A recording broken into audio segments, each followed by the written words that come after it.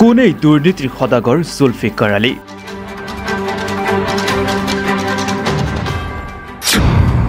দুৰ্নীতিত টকাৰ গঢ়িছে সাম্ৰাজ্য।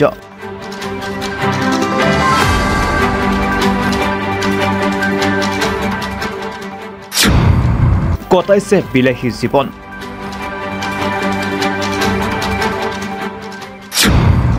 চৰকাৰী ঘৰ, ৰাস্তা, PM কিষাণত দুৰ্নীতি সদাগৰ এইজন জুলফিকাৰ আলী।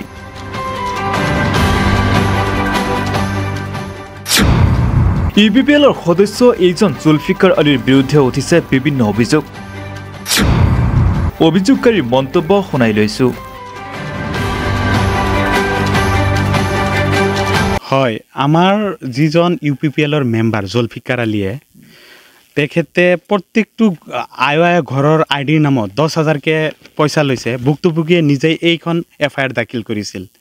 FIR দাখিল কৰাৰ পিছত তেখেতে এই ভুক্তভোগী পৰিয়ালজনৰ ওচৰত গৈ নিজে মাফি খুজি ভৱিষ্যতত এনেকুৱা ভুল নকৰোঁ বুলি প্ৰতিজ্ঞাবদ্ধ হৈছিল আৰু দুয়ো পাৰ্টিয়ে মিলি আপোচনামা দি কেছটো উঠাই লৈছে। অকল আয় ঘৰৰ নামত যে এনেকৈ দুৰ্নীতি কৰিছে এইটোৱে নহয়, আয় ঘৰৰ নামত টোটেল আপোনাৰ 230টা আয় ঘৰৰ নামত এনেকৈ দুৰ্নীতি কৰি লাখ লাখ টকা দুৰ্নীতি আৰু আত্মসাৎ কৰিছে। আপোনাৰ অৰুণোদয় আঁচনিৰ নামত ফৰ্মৰ নামত 2,000কে টকা লৈছে। জব কাৰ্ড বনোৱাৰ নামত 1,000কে টকা লৈছে। ৰেচন কাৰ্ড বনোৱাৰ লগত 3,000 পৰা 5,000 টকা লৈছে। তাৰপিছত MG এনৰেগাৰ যিটো ৰাস্তা আছে 40ৰ পৰা 50,000 টকা কাম কৰি 8ৰ পৰা 9 লাখ টকা দুৰ্নীতি আৰু আত্মসাৎ কৰি তেওঁ দুৰ্নীতিৰ পাহাৰ বনাইছে। সিদিনা তেওঁ বৰফ বিক্ৰী কৰি খাইছিল। সিদিনা তেওঁ কেৰালা কৰ্ণাটক কাম কৰি খাইছিল। সিদিনা খেতি পথাৰত কাম কৰি খাইছিল। মই আনি UPPL সোমাই দিয়াৰ পিছত যাতে আমাৰ সমাজত ডেভেলপমেণ্টটো হয়, গতিকে ডেভেলপমেণ্টৰ নামত সম্পূৰ্ণৰূপে বেকু বাওনা হৈছে, একো কাম কৰিব পৰা নাই। গতিকে বিভাগীয় কৰ্তৃপক্ষত আৰু UPPLৰ প্ৰধান প্ৰমোদ বড়ো ডাঙৰীয়াক অনুৰোধ জনাম যে এই জুলফিকাৰ নামৰ যিজন ভণ্ড আৰু বলীয়া কুকুৰৰ নিচিনা আবুল তাবুল যি বকি আছে, তেওঁক মই আৰু আক্ৰমণ কৰিবলৈ আৰু মন যোৱা নাই। এতিয়া তেখেতক মই কোৰ্টৰ জৰিয়তে BNSৰ সহায়ত ছেকশ্যন 499ৰ ধাৰাত বা আইনৰ জৰিয়তে তেওঁক ওপৰত ডিফেমেশ্যন কেছ ঢালিম আৰু তেওঁক আইনৰ আওতাত আনি ইয়াৰ যাতে সঠিক বিচাৰ হয় আৰু তদন্ত হয়। মোৰ ওপৰত যি ইলিগেশ্যন আনিছে, যি মোৰ ওপৰত মিছা অপবাদ দিছে, এইবিলাক সম্পূৰ্ণ তথ্যহীন, ভিত্তিহীন, তেওঁ মনে সজা কথা। এইটো এটা পূৰ্ব পৰিকল্পিত।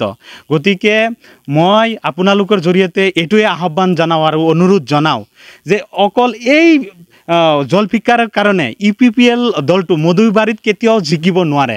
কাৰণ সি যেনেকুৱা ধৰণৰ দুৰ্নীতি কৰিছে, যেনেকুৱা ধৰণৰ আত্মসাৎ কৰিছে, যেনেকুৱা ধৰণৰ ঘোটালা কৰিছে, যেনেকৈ ধৰণৰ অন্যায় কৰিছে, গোটেই ৰাইজ এতিয়া বুজি উঠিছে যে জুলফিকাৰৰ নিচিনা যদি ভণ্ড মানুহ যদি UPPLত থাকে তেতিয়া UPPL নামৰ দলটো কেতিয়াও জিকিব নোৱাৰে। একদম স্পষ্ট কথা। আৰু আপোনালোকৰ জৰিয়তে তেখেতক চেলেঞ্জ কৰিছোঁ, মোৰ ওপৰত 100,000টা অভিযোগ আনিব পাৰে। গতিকে এইবিলাক আজিকালি বিশ্বাস কৰে আপোনাৰ এভিডেন্সৰ ওপৰত, তথ্যৰ ওপৰত, উইটনেছৰ ওপৰত।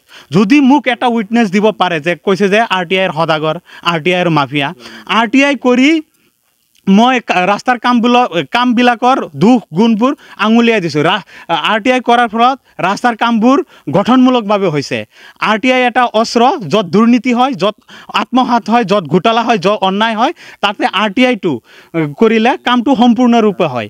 গতিকে মই আকৌ আপোনালোকৰ জৰিয়তে চেলেঞ্জ জনাইছোঁ বা প্ৰত্যাহ্বান জনাইছোঁ, ইয়াৰ ওপৰত এই জুলফিকাৰ নামৰ ভণ্ড UPPL নেতাজনৰ ওপৰত যাতে সঠিক এটা বিভাগীয়ভাৱে তদন্ত হয় আৰু তেওঁক যাতে UPPL দলৰ পৰা বহিষ্কাৰ কৰে, এইখিনি মোৰ ক'ব।